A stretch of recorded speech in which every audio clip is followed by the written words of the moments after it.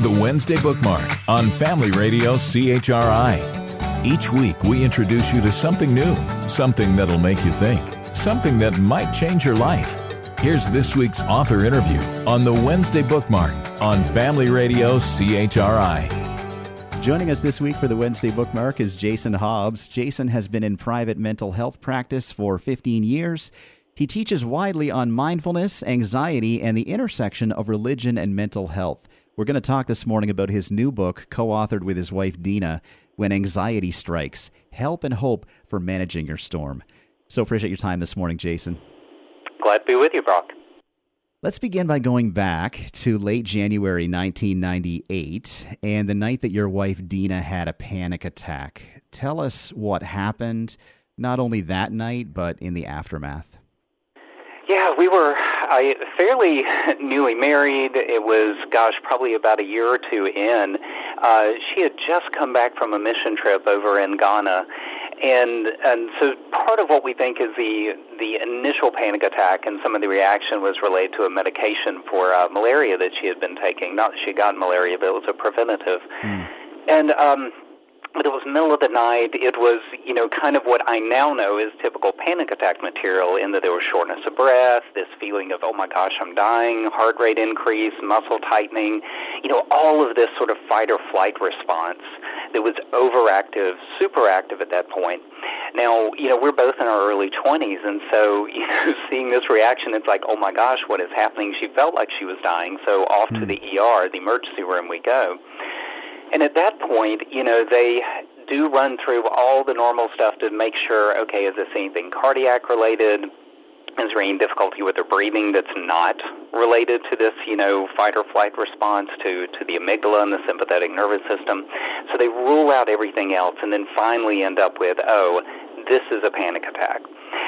And of course, for my wife and I, it's just kind of like surprising, and we didn't know what this was. But that was the beginning of our journey with anxiety and panic and sort of our own education, very personal education at that point. Wow, yeah.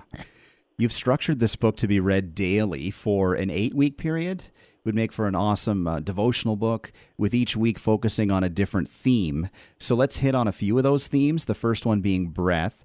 Walk us through some of the basics, Jason, of breathing techniques to soothe anxiety. Well, in looking at the book, and this, in some sense, give you a little bit of a general overview of that, we start with the breath because it is one of the most basic responses. When we talk about the fight or flight response, that is the basis of the panic attack, your amygdala triggering your sympathetic nervous system. It does trigger this sort of short and shallow breathing, which is what you need if you need to fight or you need to run, if there's some strong threat running at you. So beginning with the breath is really beginning with how do we learn to slow, to soothe, and to calm that response. And learning how to do diaphragmatic breathing, which is, sometimes called belly breathing, where you're just kind of noticing a deep inhale, 1, 2, 3, 4, hold it, 1, 2, 3, 4, and then a slow exhale. That is the way to begin to communicate to your body, who's having a body response, that we're really in a situation where you can be calm and soothed. And that's different from trying to, let's say, start out in the mind, where you're trying to talk yourself out of anxiety or talk yourself out of panic. We actually don't get to the mind until the 4th week, because we really believe strongly, and the research bears this out, that communicating with your body first is the best way to soothe anxiety, and then to begin to work on some of those negative thought patterns or more what-if type of thinking, and we don't get there until, maybe the 4th week, because we really do believe that the body is the first response. The second area that you get into is body. I want to skip over that just in the interest of time, but theme number 3 is movement. Speak to that person listening, Jason, and you address this in the book, who's nervous about anything connected to yoga or yoga-like poses. Is it okay for Christians to use yoga exercises? Yes, absolutely. I mean, in the end, yoga is about stretching and movement, and really attending and focusing on the pose and the place where your body is in that moment. Whereas, yoga certainly comes out of an Eastern religious tradition. That is not what we're trying to communicate in this. And we are are pretty broad when we talk about movement as well. I mean, sometimes we talk about the fight or flight response. It is a way, movement, and sometimes that means cardiovascular exercise as well, is a way of discharging some of the stress hormones that flood your body whenever you have an anxiety and certainly panic attacks. Okay, let's get into the mind as you referenced a few minutes ago. How do we identify and then work toward changing anxious thought patterns that we might have? Anxious thought patterns tend to be very future-focused. I used the words what if earlier because that's a very common one, where you start thinking, well, what if this happens? What if that happens? And there is a logic to that. I mean, our brains are wonderful in that we can imagine all these scenarios, and some of those might be grounded in some reality, some little grain there. But in the end, we have to recognize that that's in a future that has not occurred yet. And so, a lot of, and this gets back to thinking about breath and focusing on the body and movement, some of that does get us back to the present moment to say, oh, wait a minute, I'm just sitting in this chair. That what-if scenario that I've just imagined is not happening, even though my body began to feel as if it was happening because my mind sort of led it there. But just to get back to the present and say, okay, this is where we are. Now, there are a lot of typical thought patterns. I mean, what if is one of them, catastrophizing, which is, colloquially around where I am, we talk about making a mountain out of a molehill. In other words, we begin to make something much larger than it is in this moment. And yes, again, there's a logic to something could turn into catastrophe. But in reality, this is where we are, and we just have to deal with what's in front of us.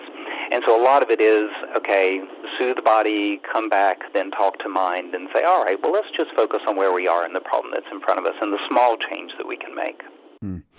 You also talk in the book about there are pockets, certainly, of Christianity that view anxiety as purely a spiritual problem. Your view is that anxiety both is and isn't a spiritual problem. We won't have time to get into that, but you address that very nicely in the book.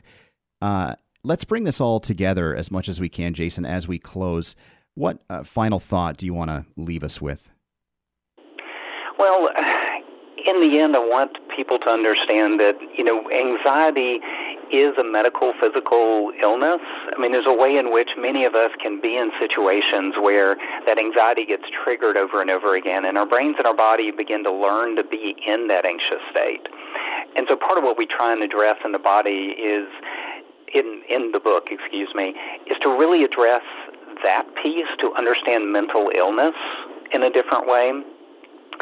But the other piece is to bring in that spiritual component as well. I mean, we, as much as we are body, as much as we are mind, we are also spirit. And we want to make sure, I mean, for my wife and I, we looked out as far as books about anxiety, about panic, and we didn't see anything that addressed that in that, I want to say holistic, but in that comprehensive way to acknowledge all of who we are. And so there are definitely such great, rich spiritual resources in our Christian tradition to bring to bear, and not in a way that is blaming or shaming somebody that has an illness. We feel very strongly about that is not the way Jesus approached anyone. It was always with an invitation. Yeah. It was always meeting people where they were. And so for my wife and I, that's when we wrote this book, I mean, that was overall one thing we wanted to make sure people understood. This is not about blaming someone for their anxiety, but to say, oh, well, I invite you to look at this path and to see if this is a way that might lead to hope and healing for you. Yeah, great point. When anxiety strikes, help and hope for managing your storm. Jason Hobbs, our guest this week for the Wednesday Bookmark. Thanks for your time this morning, Jason. Thank you, Brock. The Wednesday Bookmark on Family Radio CHRI. To find out more about this week's bookmark or hear the author interview again or to discover previous books highlighted on the Wednesday Bookmark, visit bookmark.chri.ca.